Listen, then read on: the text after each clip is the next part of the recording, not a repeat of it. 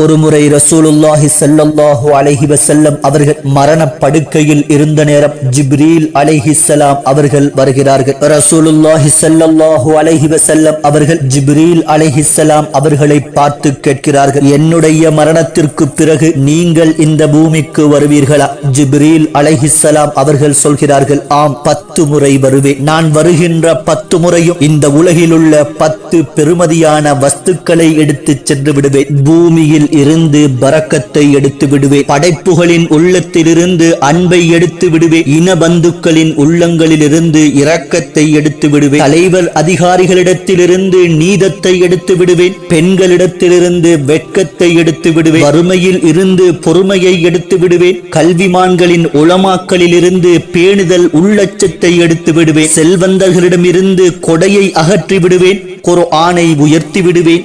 ஈமானையும் உயர்த்தி விடுவேன்.